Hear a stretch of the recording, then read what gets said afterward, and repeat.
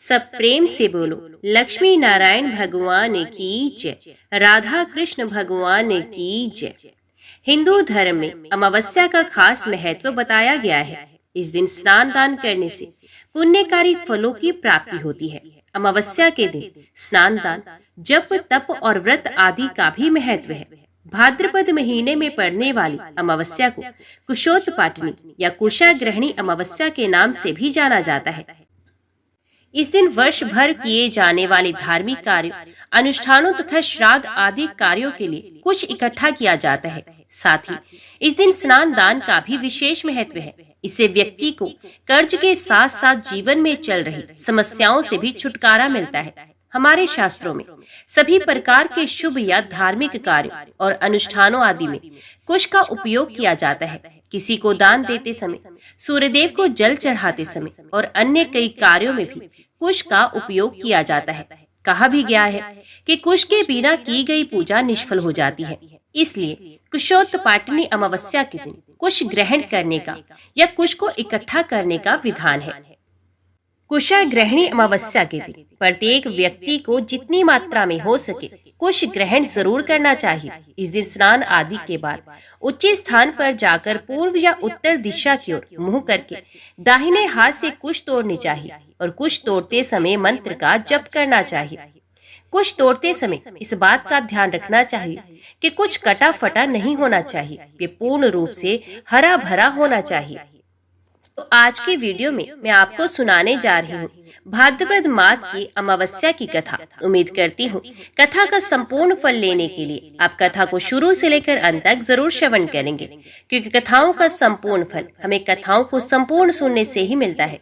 आधा अधूरा छोड़ने से हम सिर्फ पाप के भागीदार बनते हैं। तो चलिए आज की इस कथा को हम शुरू करते हैं। ओम नमो भगवते वासुदेवाय नमः। एक समय की बात है, काशी के पास एक राजा का राज्य था, जिनकी 2 रानियां थी। बड़ी रानी राजा को बहुत प्रिय थी। वे दिन रात राजा के साथ ही रहती थी, जबकि छोटी रानी को राजा कभी भी पति का सुख और प्रेम नहीं देते थे, क्योंकि छोटी रानी बहुत ही धार्मिक स्वभाव की थी। वो प्रतिदिन घंटों घंटों तक भगवान के ध्यान पूजा में लीन रहती थी। आए दिन छोटी रानी का कोई न कोई व्रत रहता था। छोटी रानी सभी अमावस्या के व्रत पूरी श्रद्धा से करती थी। वो अमावस्या के दिन बड़ के पेड़ की पूजा करने जाती थी और कोरे कलश में जल भरकर बड़ के पेड़ के पास रख देती थी। साथ ही वे 4 देसी घी से चुपड़ी रोटियां, दूध, दही, छाछ और गुड़ भी बड़ के पेड़ के पास रखकर आती थी। छोटी रानी हर अमावस्या पर बड़ के पेड़ की पानी से सिंचाई करती, उस पर रोली बांधती, चावल चढ़ाती, पेड़ की 5 परिक्रमा लगाती, घी का दिया जलाती, मेहंदी काजल लगाती और उस वृक्ष को वस्त्र पे भी चढ़ाती थी। तो एक दिन बड़ी रानी और उसकी मुंह बोली बुआ ने छोटी रानी के खिलाफ राजा के कान भरने शुरू कर दिए। उन्होंने राजा से कहा कि छोटी रानी घंटों घंटों महल से बिना बताए बाहर रहती है। वो किसी पेड़ की पूजा करती है, ना जाने वे किसी जादू टोने में दिन रात व्यस्त रहती है। ये सुनने के बाद राजा ने छोटी रानी पर बहुत क्रोध किया और राजा की छोटी रानी से संबंध और अधिक खराब हो गया। ऐसे ही समय बीतने लगा। अमावस्या आई। इस दिन भी छोटी रानी बड़ के पेड़ की पूजा करके वहाँ देसी घी से चुपड़ी रोटियां, दूध, दही, छाछ, गुड़ और जल का कलश रख के आई हुई थी। इसी दिन राजा भी अपने कुछ सैनिकों के साथ जंगल में शिकार पर गया, पर शिकार की खोज में वे जंगल में ही खो गए। अब राजा भूख प्यास से तड़पने लगा। तभी उन्हें एक बड़का पेड़ दिखाई दिया, जिसके नीचे देसी घी से चुपड़ी हुई रोटियां, दूध, दही, छाछ, गुड़ और जल का कलश रखा था। राजा ने तुरंत भोजन किया, पानी पिया, पर ना भोजन खत्म हुआ, ना ही कलश का जल खत्म हुआ। तो राजा के सभी सैनिकों, ऊंटों और घोड़ों ने भी उस कलश से पानी किया, भोजन किया, फिर भी वो भोजन पानी खत्म नहीं हुआ। राजा इस चमत्कार को देखकर हैरानी में महल में वापस लौट आए और सभी को ये घटना सुनाई। तब छोटी रानी की सेविका ने हिचकिचाकर कहा, राजा जी, छोटी मुंह बड़ी बात, पर वो छोटी रानी ही थी जो बड़ के पेड़ के नीचे ये सारी भोजन की सामग्री और जल का कलश हर अमावस्या को रखकर आती थी। तब राजा को अपनी भूल का आभास हुआ। उसने बड़ी रानी के कान भरने वाली बुआ को निष्कासित करके काशी भेज दिया और पूरे राज्य में ये घोषणा की कि सभी लोगों के लिए अब से अमावस्या के व्रत करना आवश्यक होगा, ताकि सभी के घर सुख समृद्धि बनी रहे, सभी स्त्रियों का सुहाग अटल रहे। उस दिन से स्वयं राजा और बड़ी रानी भी छोटी रानी के साथ मिलकर अमावस्या के व्रत करने लगे और छोटी रानी को राजा का प्रेम और सम्मान भी मिला। तब से जो भी अमावस्या का ये व्रत करता है, उसके जीवन में कभी न खत्म होने वाले सुख समृद्धि और पारिवारिक सुख आ जाता है। उसका सुहाग सदा सुरक्षित और अटल रहता है। अब सुनिए अमावस्या कथा का महत्व, जिसे सुने बिना अमावस्या की कथा पूरी नहीं मानी जाती। सब प्रेम से बोलो, गौरी पुत्र गणेश की जय। ओम नमः शिवाय। हर हर महादेव। आनर्त नरेश ने भृतयज्ञ से कहा, ब्राह्मण, श्राद्ध के लिए और भी तो नाना प्रकार के पवित्र काल है, फिर अमावस्या को ही विशेष रूप से श्राद्ध करने की बात क्यों कही गई है? भृतयज्ञ ने कहा, महाराज, ये सत्य है कि श्राद्ध के योग्य और भी बहुत से समय है। मनवादी तिथि, युगादि तिथि, संक्रांति काल, व्यतिपात, गच्छाया, चंद्र ग्रहण और सूर्य ग्रहण, इन सभी समयों में पितरों की तृप्ति के लिए श्राद्ध करना चाहिए। पुण्य तीर्थ, पुण्य मंदिर, श्राद्ध योग्य ब्राह्मण तथा श्राद्ध के योग्य उत्तम पदार्थ प्राप्त होने पर बुद्धिमान पुरुषों को बिना पर्व के भी श्राद्ध करना चाहिए। अमावस्या को जो विशेष रूप से श्राद्ध करने का आदेश दिया गया है, इसका कारण बताता हूँ, एकाग्रचित होकर सुनो। सूर्य की सहस्त्रों किरणों में जो सबसे प्रमुख है, उसी का नाम अमा है। उस अमा नामक प्रधान किरण के ही तेज से सूर्य देव तीनों लोकों को प्रकाशित करते हैं। उसी अमा में तिथि विशेष को चंद्र देव निवास करते हैं, इसलिए उसका नाम अमावस्या है। यही कारण है कि अमावस्या प्रत्येक धर्म कार्य के लिए अक्षय फल देने वाली बताई गई है। श्राद्ध कर्म में तो इसका विशेष महत्व है ही। अग्निश्वाद, बृहस्पत, आजुपय, सोमप, रश्मि, अपहत, आयुंतन, श्राद्ध भुक तथा नांदीमुख, ये 9 दिव्य पितर बताए गए हैं। आदित्य, वसु, रुद्र तथा दोनों अश्विनी कुमार भी केवल नांदी मुख पितरों को छोड़कर शेष सभी को तृप्त करते हैं। ये पितृगण ब्रह्मा जी के समान बताए गए हैं। अतः पद्म योनि ब्रह्मा जी उन्हें तृप्त करने के पश्चात सृष्टि कार्य प्रारंभ करते हैं। इनके सिवा दूसरे भी ऐसे मृत्यु पितर होते हैं जो स्वर्गलोक में निवास करते हैं। वे 2 प्रकार के देखे जाते हैं, एक तो सुखी हैं और दूसरे दुखी। मृत्युलोक में रहने वाले वंशज जिनके लिए श्राद्ध करते और दान देते हैं, वे सभी वहां हर्ष में भरकर देवताओं के समान प्रसन्न होते हैं। जिनके लिए उनके वंशज कुछ भी दान नहीं करते, वे भूख प्यास से व्याकुल और दुखी देखे जाते हैं। एक समय की बात है, अग्निश्वात आदि सभी पितृ देवराज इंद्र के पास गए। महाराज, इंद्र ने उन्हें आया देख संपूर्ण देवताओं के साथ भक्ति पूर्वक उनका पूजन किया। इसके बाद जब वे देव दुर्लभ पितृ लोक को जाने लगे, तो क्षुधा पिपासा से पीड़ित रहने वाले मृत्यु पितरों ने दिव्य स्तोत्रों से, पितृ सूक्त के मंत्रों से तथा पितरों को संतुष्ट करने वाले अन्यान्य वैदिक स्तोत्रों से उन सबकी स्तुति करके दीनतापूर्ण वचनों द्वारा उन्हें प्रसन्न किया। तब वे दिव्य पितर प्रसन्न होकर उनसे बोले, सुव्रतो, हम सब तुम लोगों पर प्रसन्न हैं, बोलो तुम क्या चाहते हो? मृत्यु पितर बोले, दिव्य पितृगण, हम मनुष्यों के पितर हैं। अपने कर्मों द्वारा मृत्युलोक से स्वर्ग में आकर देवताओं के साथ निवास करते हैं, परंतु यहाँ हमें अत्यंत भयंकर भूख और प्यास का कष्ट होता है। जान पड़ता है हम आग में जल रहे हैं। यहाँ के नंदन आदि वनों में बड़े सुंदर सुंदर वृक्ष हैं, सब में फल लगे हैं, परंतु उन फलों को जब हम हाथ में लेते हैं और यत्न पूर्वक जोर जोर से खींचते हैं, तो भी वे डाली से टूटकर अलग नहीं होते। प्यास से पीड़ित होकर यदि हम देव नदी गंगा का जल हाथ में उठाते हैं और पीते हैं, तब हमारे हाथ में उस जल का स्पर्श ही नहीं होता। इस स्वर्गलोक में कोई खाता पीता नहीं दिखाई देता। अतः यहाँ का निवास हमारे लिए अत्यंत भयंकर हो गया है। यहाँ जो देवता और ग्रहक आदि हैं, वे सब विमान में बैठे हुए प्रसन्नचित्त दिखाई देते हैं। इन्हें भूख प्यास का कष्ट नहीं है। ये अनेक प्रकार के भोगों से संपन्न है। क्या हम सब लोग भी कभी ऐसे हो सकेंगे? भूख प्यास के कष्ट से रहित हो परम संतोष पा सकेंगे? दिव्य पितरों ने कहा, इंद्र आदि केवल दूसरे दूसरे कार्यों में व्यग्र होकर जब हमारे लिए श्राद्ध नहीं करते, दान नहीं देते, तब हम लोगों की भी ऐसी ही कष्टपूर्ण दशा हो जाती है। उस समय हम वहां से आकर देवताओं से कहते हैं, प्रार्थना करते हैं। उसके बाद जब ये लोग श्राद्ध तर्पण द्वारा हमें तृप्त करते हैं, तब हमें तृप्ति प्राप्त होती है। इसी प्रकार तुम लोगों के जो वंशज एकाग्रचित हो तुम्हारे लिए श्राद्ध का दान देते हैं, उससे तुम लोग भी क्यों नहीं तृप्त होगे। अब परमादि वंशज पितरों का तर्पण नहीं करते, तब उनके पितृ स्वर्ग में रहने पर भी भूख प्यास से व्याकुल हो जाते हैं। फिर जो यमलोक में पड़े हैं उनके कष्ट का तो कहना ही क्या। इतना कहकर दिव्य पितरों ने मृत पितरों को साथ ही ब्रह्मा जी के समीप गमन किया और उनकी तथा अपनी शाश्वत तृप्ति के लिए उपाय पूछा। तब ब्रह्मा जी ने कहा, पितरों, यदि मनुष्य पिता पितामह और परपितामह के उद्देश्य से तथा मातामह परमातामह और वृद्ध परमातामह के उद्देश्य से श्राद्ध तर्पण करेंगे, तो उतने से ही उनके पिता और मातामह से लेकर मुझ तक सभी पितृ तृप्त हो जाएंगे। जिस अन्न से मनुष्य अपने पितरों की तुष्टि के लिए श्रेष्ठ ब्राह्मण को तृप्त करेगा और उसी से भक्ति पूर्वक पितरों के निमित्त पिंडदान भी देगा, उससे तुम्हें सनातन तृप्ति प्राप्त होगी। अमावस्या के दिन वंशजों द्वारा श्राद्ध और पिंड पाकर पितरों को 1 मास तक तृप्ति बनी रहेगी।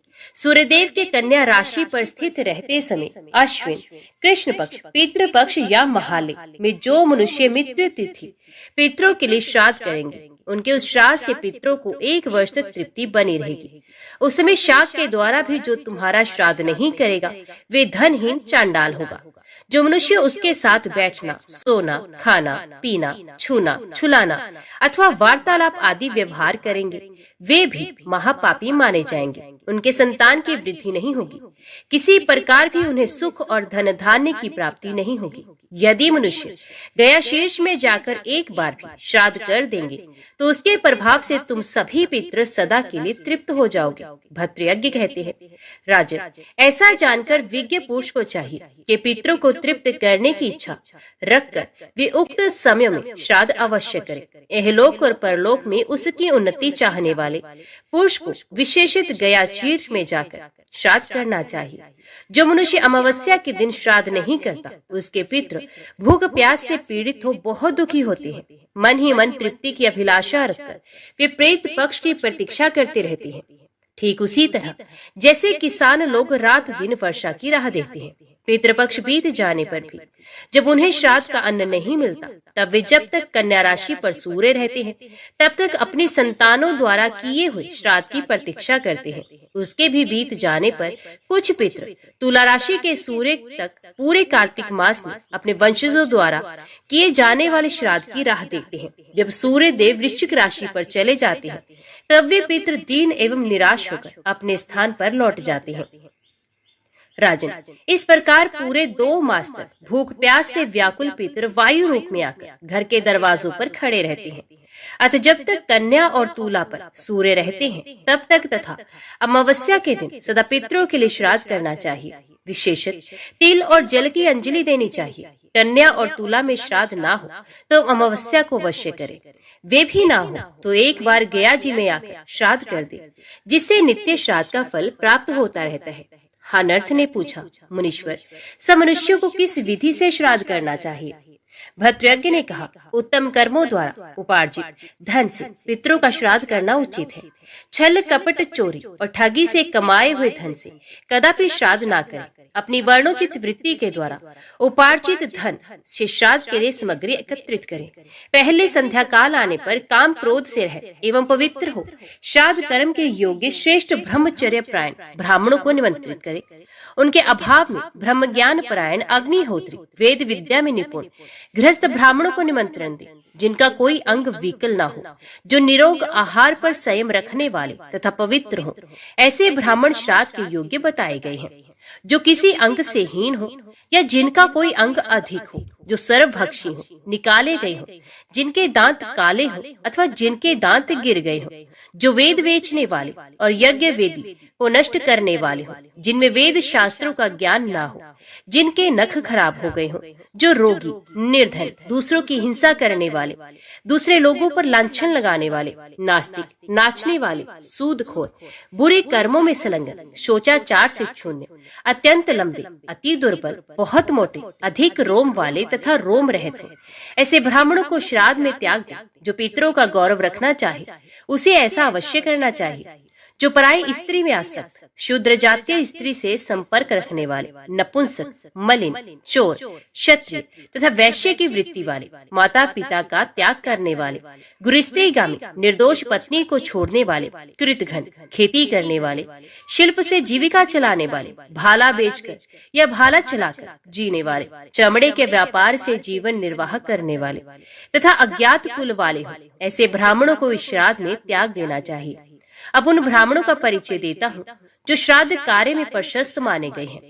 त्रिणाचिकेत, नाचिकेत नामक विविध अग्नि का सेवन करने वाले, मधुवाता आदि 3 ऋचाओं का जप करने वाले, 6 अंगों के ज्ञाता, त्रिसुपर्ण नामक ऋचाओं का पाठ करने वाले, विद्या एवं व्रत को पूर्ण करने जो स्नातक हो चुके हो, वे धर्मद्रोण, धर्मशास्त्र के पाठक, पुराण वेदता, ज्ञानी, ज्येष्ठ मास के ज्ञाता, अथर्वशीर्ष के विद्वान, ऋतु काल में अपनी पत्नी के साथ सहवास करने वाले, उत्तम कर्मपरायण, तत्काल पात्र धो डालने वाले, अर्थात एक ही समय के लिए अन्न संग्रह करने वाले, शुक्ल, गौर वर्ण अथवा शुक्ल जाति, पुत्री के पुत्र, दामाद, भांजे, परोपकारी, मिष्टान खाने और पचाने में समर्थ, मीठे वचन बोलने वाले एवं सदा जप में तत्पर रहने वाले, ये सभी ब्राह्मण पंक्ति पावन जानने चाहिए।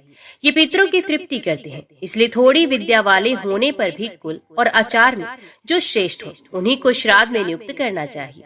इस प्रकार ब्राह्मणों का ज्ञान करके स्वभाव से उनके चरणों का स्पर्श करते हुए प्रणाम करें और विश्वदेव श्राद्ध के लिए 2 ब्राह्मणों को निमंत्रण दे। दाहिना घुटना पृथ्वी पर टेककर इस मंत्र का उच्चारण करें। मेरे द्वारा भक्ति पूर्वक बुलाए हुए परम सौभाग्यशाली महाबली विश्वदेवगण इस श्राद्ध कर्म में पधारे और हे ब्राह्मण देव, आप भी व्रत के भागी, क्रोध रहित, शौच परायण तथा ब्रह्मचर्य पालक हो। तत्पश्चात अपसव्य भाव से पितरों के लिए तथा माता महा आदि के लिए भी ब्राह्मणों को निमंत्रित करें। फिर पितृ भक्त पुरुष श्राद्ध से श्रद्धा से ब्राह्मणों का चरण स्पर्श करके कहे, विप्रवर, इस श्राद्ध कर्म में मेरे पिता, पितामह तथा परपितामह आप में स्थित होकर पधारे और आप भी ब्रह्मचर्य आदि व्रत का पालन करें। इस प्रकार पितरों और मातामह आदि का भी आवाहन करके घर आए। निमंत्रित ब्राह्मणों को उस दिन विशेष संयम में रहना चाहिए। यजमान भी शांतचित्त एवं ब्रह्मचर्य से युक्त रहे। वे रात बीत जाने पर प्रातः काल शयन से उठकर मनुष्य दिन भर किसी पर क्रोध न करे।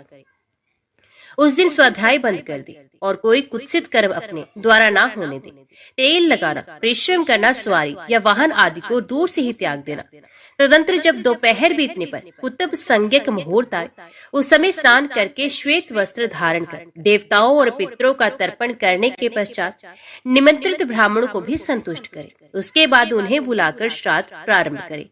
पवित्र सुंदर एकांत गृह में, जिसमें दक्षिण दिशा की भूमि कुछ नीची हो, जहाँ पापी कुकर्मी मनुष्यों की दृष्टि न पड़े, श्राद्ध करना चाहिए।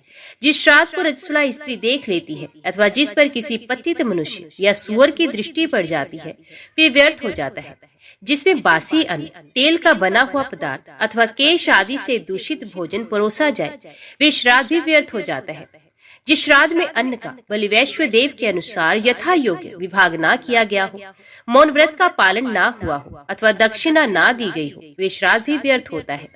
जहाँ घरघराहट की ध्वनि, ओखली के कूटने का शब्द अथवा सूप के फटकने की आवाज होती है, वे श्राद्ध भी व्यर्थ हो जाता है। जिस श्राद्ध में रसोई तैयार करते समय कलह होता है, विशेषित पंक्ति भेद किया जाता है, जहाँ ब्राह्मण और यजमान ब्रह्मचर्य का पालन किए बिना ही भोजन करता तथा दान देता है, वे श्राद्ध भी सफल नहीं होता। जिन तिथियों में श्रद्धापूर्ण हृदय से स्नान करके पितरों के लिए दिया हुआ तिल मिश्रित जल भी उनके लिए अक्षय तृप्ति का साधक होता है, उनका वर्णन करता हूँ।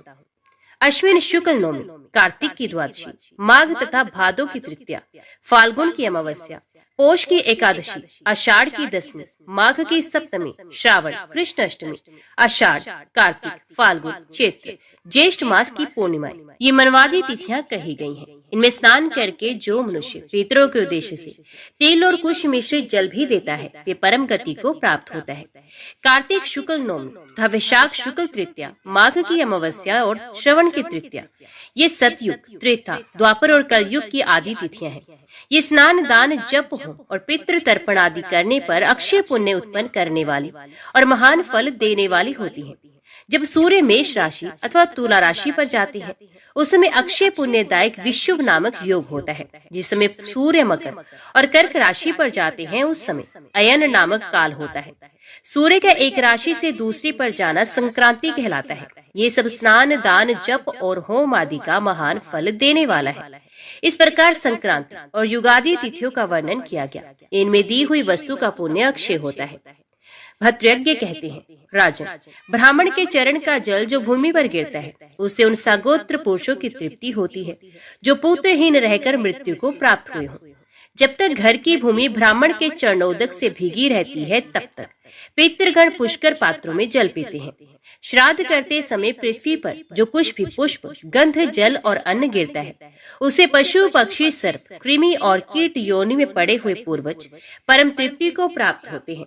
अपने कुल में उत्पन्न हुए जो पुरुष अपमृत्यु से मरे हैं अथवा जो प्रेत भाव को प्राप्त हुए पूर्वज हैं, ये ब्राह्मणों के उच्चिष्ट पात्र धोने से गिरी हुई जूठन से तृप्त होते हैं। जो संस्कारहीन होकर मरे हैं अथवा जो कुलवती स्त्रियों का त्याग करने वाले हैं, उन चिष्ट भागी पुरुषों के लिए वे अन्न है जो कुशों पर बिखरा जाता है, उसे विक्रांत कहते हैं। विक्रांत देने से वे सबके सब तृप्त होते हैं। श्राद्ध कर्म में जो मंत्र, काल और विधि आदि की त्रुटि रह जाती है, उसकी पूर्ति पर्याप्त दक्षिणा देने से होती है। अतः विद्वान पुरुष को दक्षिणा रहित श्राद्ध कदापि नहीं करना चाहिए। श्राद्ध संबंधी दान देकर श्राद्ध कर्ता को और श्रद्धा अन्न भोजन करके ब्राह्मण को न तो स्वाध्याय करना चाहिए और न दूसरे ग्राम में ही जाना चाहिए। जो श्रद्धा अन्न भोजन करने वाला तथा श्राद्ध करता मनुष्य मैथुन का सेवन करता है, उसके पितृ 1 वर्ष तक वीर्य भोजन करते हैं, इसमें संदेह नहीं। जो अधम मनुष्य श्राद्ध करके अथवा श्रद्धा अन्न भोजन करके दूसरे ग्राम में जाता है, उसका वे श्राद्ध व्यर्थ हो जाता है। श्राद्ध का निमंत्रण आने पर ब्राह्मण को अपने घर भोजन नहीं करना चाहिए। जो मोहवश भोजन कर लेता है, वे अधिगति का प्राप्त होता है। यजमान को भी श्राद्ध कर दोबारा भोजन नहीं करना चाहिए। जो दोबारा भोजन करते हैं, वे निश्चय ही नरक में जाते हैं। जो श्राद्ध भोजन अथवा श्राद्ध दान करके युद्ध या कलह करता है, वे संपूर्ण श्राद्ध को व्यर्थ करता है। कमल योनि ब्रह्मा जी ने श्राद्ध के योग्य ब्राह्मणों को निश्चय करते समय दोहित्रों को प्रथम स्थान दिया। अतः दोहित्र यदि पवित्रता से रहित हीनांग अथवा अधिकांग भी न हो, तो पितरों के संतोष के लिए उसे श्राद्ध में अवश्य सम्मिलित करे।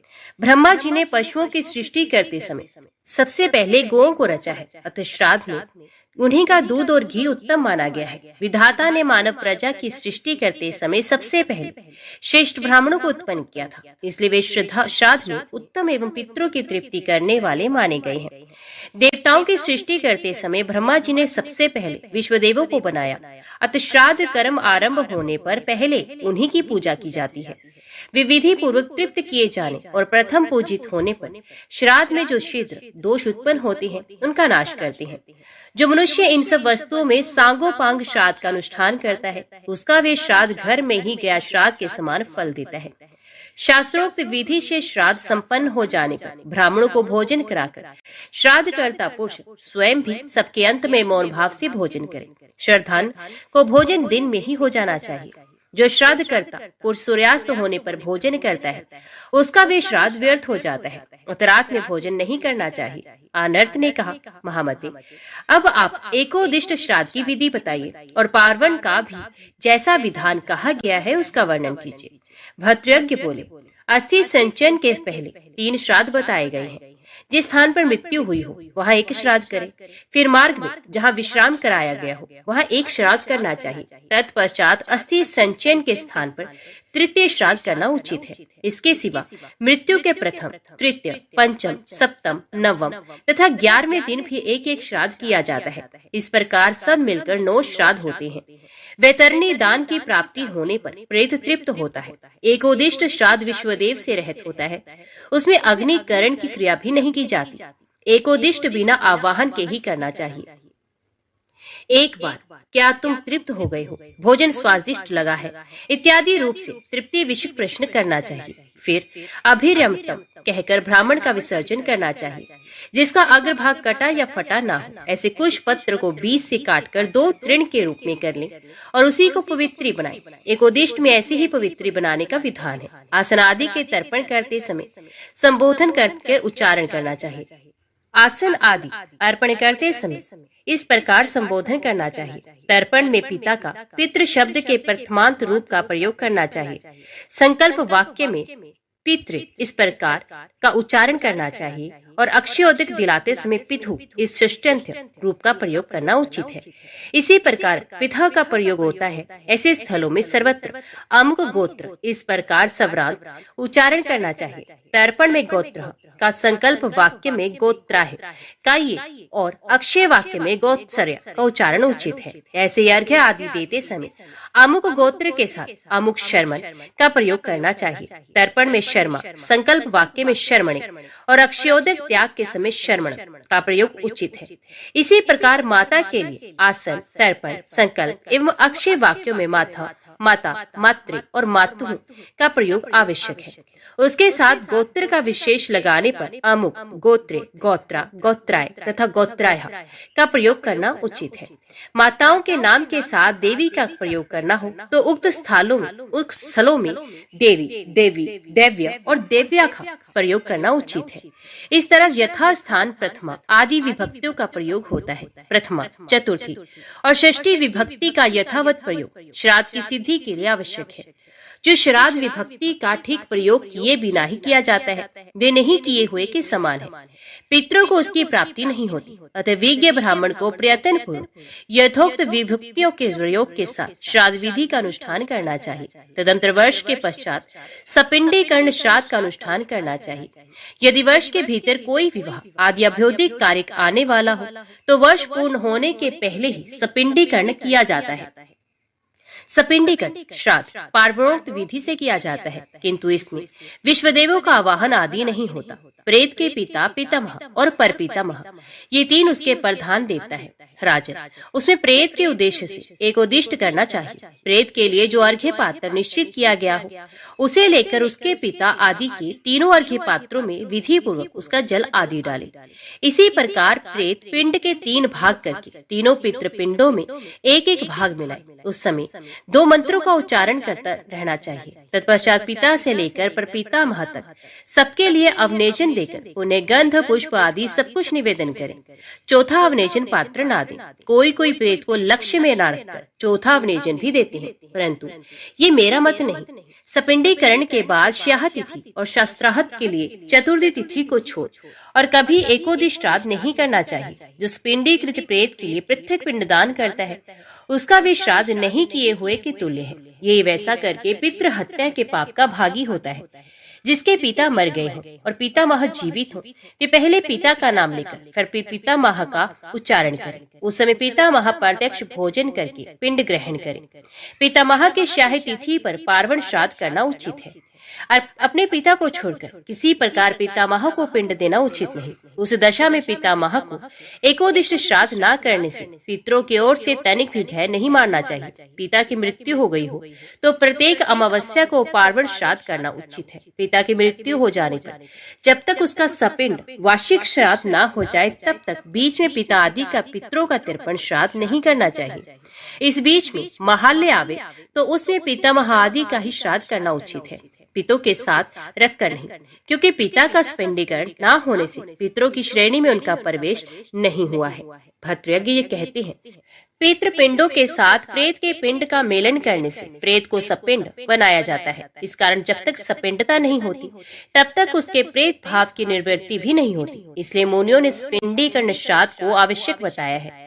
जीव अन्यंतर जाकर जिस योनि में जन्म लेता है वहीं रहकर अपने पूर्व वंशजों द्वारा दी हुई प्रत्येक वस्तु को अपने वर्तमान शरीर के अनुकूल पदार्थ के रूप में प्राप्त करता है। आनर्थ ने पूछा, जिस मनुष्य का यहाँ कोई पुत्र नहीं उसका स्पिंडीकरण कैसे करना चाहिए? भद्रयज्ञ ने कहा, जिसका यहाँ कोई औरस पुत्र नहीं, वे चारों पितरों में से चौथा कैसे हो सकता है? वे दूसरों द्वारा खींचतान में पड़कर इधर उधर ले जाया जाता है, इसलिए प्रेत कहलाता है। पुत्र भाई अथवा उसकी पत्नी को ही उसका सपिंडीकरण श्राद्ध करना चाहिए, अन्यथा वे किसी तरह पितरों में मिलकर चतुर्थ स्थान नहीं प्राप्त करता।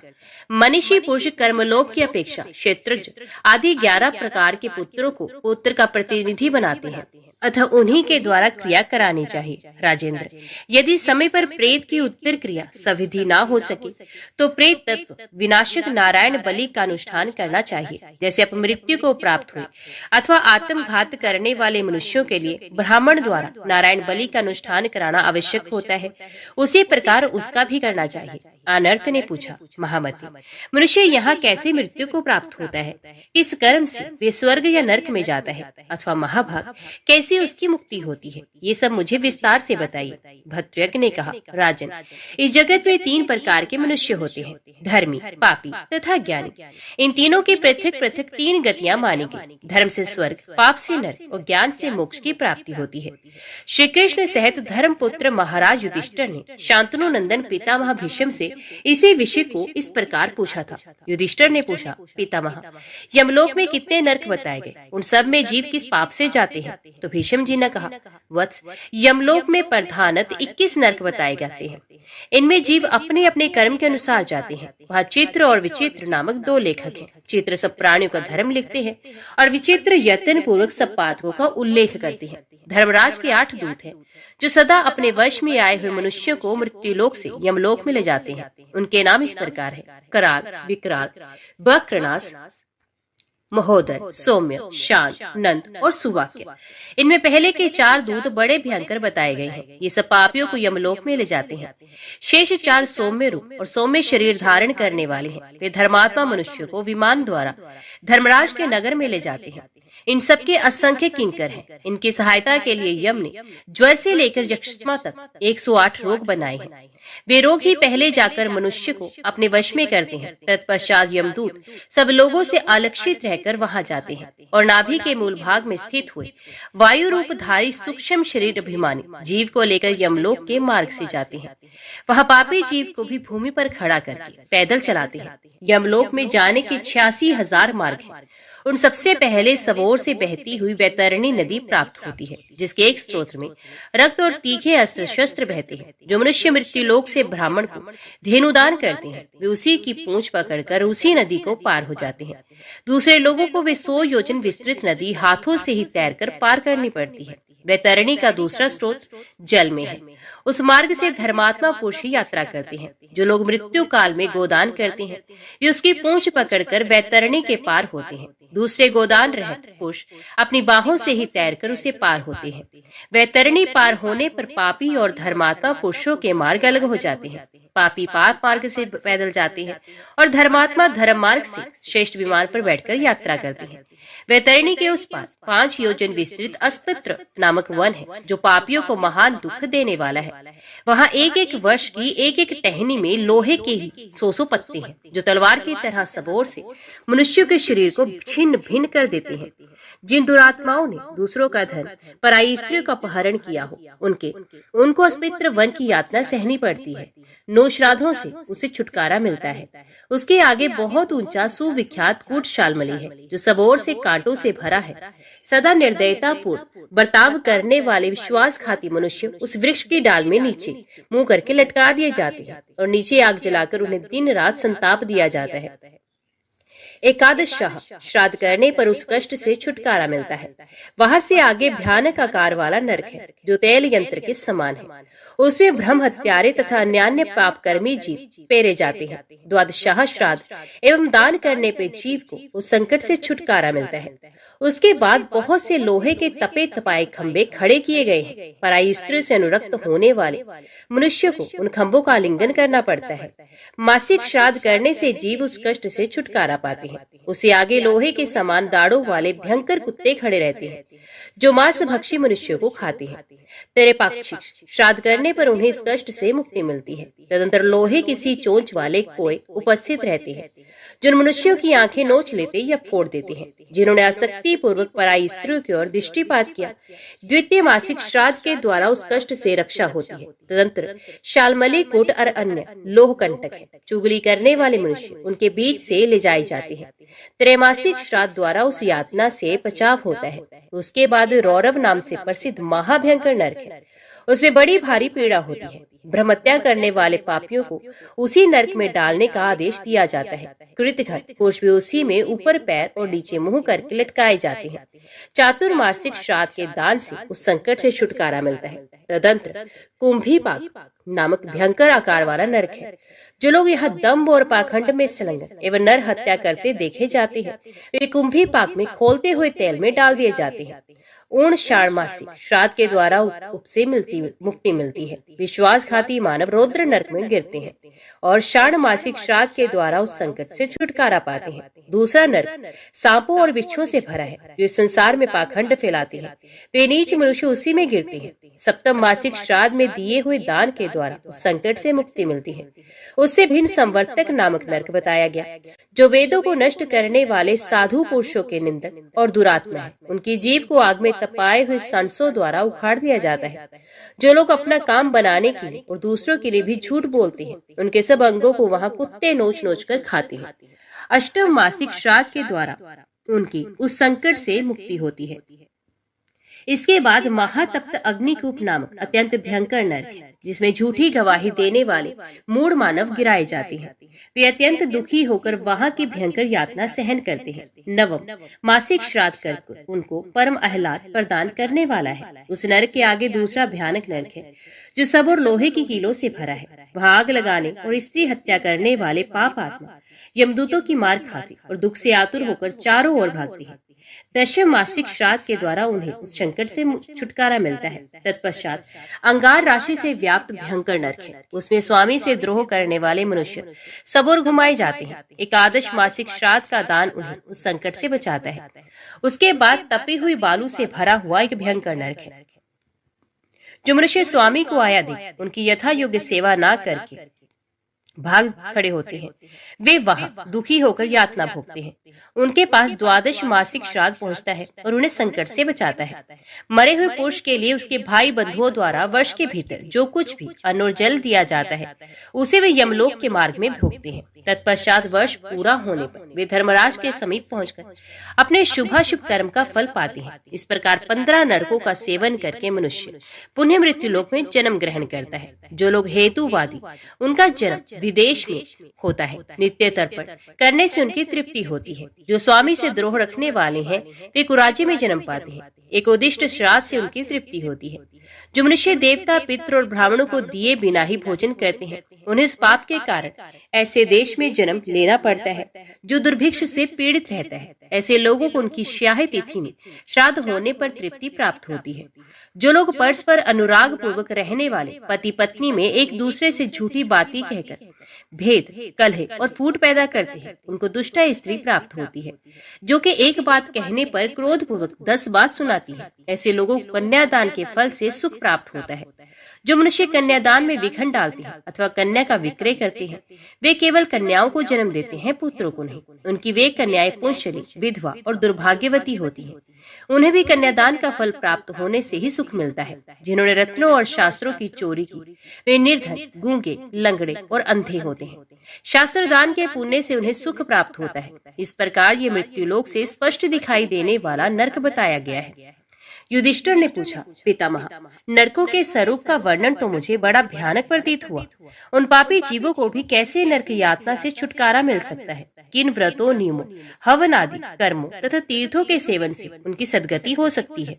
भीष्म जी ने कहा, बस इस लोक में जिनकी हड्डियां गंगा जी में डाली जाती है वे नरक में हो तो भी वहां की आग उन पर कोई प्रभाव नहीं डालती। जिनके नाम से उनके पुत्र गंगा तट पर श्राद्ध करते हैं वे विमान पर चढ़कर नरक से ऊपर चले जाते हैं। जो पापों का शास्त्रोक्त प्रायश्चित करते हैं तथा जो स्वर्ण आदि दान देते हैं उनको भी नरक की प्राप्ति नहीं होती। शेष मनुष्य अपने कर्म का यथोचित फल भोगते हैं। जो अपने स्वामी के आगे खड़े हो रणभूमि में प्राण त्याग करते हैं वे नरकों में से बहुत दूर उत्तम स्थान को प्राप्त होते हैं। जो मनुष्य काशी, कुरुक्षेत्र, नैमिषारण्य, नागरपुर, प्रयाग अथवा प्रभास क्षेत्र में शरीर छोड़ते हैं वे नरक को नहीं देखते। जिसके वंशज उसकी मृत्यु तिथि को नील वृक्ष उत्सर्ग करते सांड छोड़ते हैं वे नरक को नहीं देखते। जो मनुष्य भगवान विष्णु का हृदय में ध्यान करते हुए मनुष्यों को यथा योग्य भोजन देता है वे भी नरक को नहीं देखता। जो सूर्य के वृक्ष राशि पर रहते समय ज्येष्ठ मास में जल का और मकर संक्रांति होने पर माघ में तिल की गाय का दान करता है उसे नरक का दर्शन नहीं होता। सोमवार के दिन या चंद्र ग्रहण के समय समुद्र और सरस्वती नदी के संगम में स्नान करके जो सोमनाथ का दर्शन करता है वे नरक में नहीं जाता। रविवार को एवं सूर्य ग्रहण के समय जो कुरुक्षेत्र में स्नान करता है वे नरक को नहीं देखता। जो कार्तिक की पूर्णिमा को कृत्तिका नक्षत्र के योग में मौन भाव से तीनों पुष्कर तीर्थों की परिक्रमा करता है वे नरक नहीं देखता। मकर संक्रांति होने पर रविवार को जो चंडीश्वर का दर्शन करते हैं मनुष्य नरक में नहीं जाते। जो गाय को कीचड़ से ब्राह्मण को जीविका न होने के कारण दास्ता करने से और द्विज को वध स्थान से छुड़ा देता है वे जन्म से लेकर मृत्यु लोक के सब पापों से छूट जाता है। गो तथा ब्राह्मण के वध से और साधु ब्राह्मण को चोरों के भय से जो मुक्त कराता है वे जन्म से लेकर मृत्यु तक के सब पापों से छुटकारा पाता है। जो विल द्वार पर शयन के लिए स्थित हुए जलशायी भगवान विष्णु का दर्शन करता है वे पापी हो तो भी पाप से मुक्त हो जाता है। संपूर्ण लोकों के आश्रयभूत परम पवित्र विल द्वार में स्नान करके जो शेष शैया पर शयन करने वाले श्री हरि का भक्ति पूर्वक पूजन करता है वे जीवन भर के पापों से मुक्त होता है। जो मानव वर्षा के 4 महीनों तक जल में शयन करने वाले देवेश्वर विष्णु का भक्ति पूर्वक पूजन करता है वे इस लोक में फिर जन्म नहीं लेता। वह विलद्वार में या जल मात्र में पहले के महाभाग मुनि ने भगवान शेषशायी की आराधना की और उनके शुभ निवास स्थान से मृत्यु का ग्रहण किया। इससे वे भगवान विष्णु के परम पद को प्राप्त हुए। सब तीर्थों और संपूर्ण यज्ञों में जो फल प्राप्त होता है वही फल चौमासे में भगवान शेषशायी की पूजा से भी प्राप्त होता है। गौशाला में मृत्यु को प्राप्त हुआ मनुष्य जिस फल को पाते हैं वही चौमासे में जलशायी की पूजा से भी पा लेते हैं। उन देवादिदेव निर्गुण, गुण स्वरूप, अव्यक्त, अप्रमेय, सर्वदेव में सर्वेश्वर, सबके एकमात्र आवास था तथा संपूर्ण भूतों की आत्मा श्री हरि को नमस्कार है। उन भगवान श्री विष्णु के शयन और बोधन की इन दिन एकादशी तिथि में जो कुछ भी उत्तम कर्म किया जाता है वे अविनाशी होता है। उस दिन जो अन्न खाता है वे मनुष्य पापात्मा होता है। अतः विज्ञ पुरुष को अन्य एकादशी तिथियों के आने पर भी प्रयत्न पूर्वक अन्न से बचना चाहिए। ऋषि बोले, सूत जी, शंख चक्र गदा धारण करने वाले देव देवेश्वर भगवान विष्णु के शयन करने पर जो कोई भी पालन करने योग्य नियम व्रत आदि हो उसे हमें बताइए। सूत जी ने कहा, ब्राह्मणों, भगवान विष्णु के शयन करने पर चातुर्मास से जो कोई नियम पालित होता है वे अनंत फल देने वाला होता है, ऐसा ब्रह्मा जी का कथन है। अतः विज्ञ पुरुष को सर्वथा प्रयत्न करके कोई नियम ग्रहण करना चाहिए। विप्रवरों, भगवान विष्णु के संतोष के लिए नियम जप, होम, स्वाध्याय अथवा व्रत का अनुष्ठान अवश्य करना चाहिए। जो मानव भगवान वसुदेव के उद्देश्य से केवल शाकाहार करके वर्षा के 4 महीने व्यतीत करता है वे धनी होता है।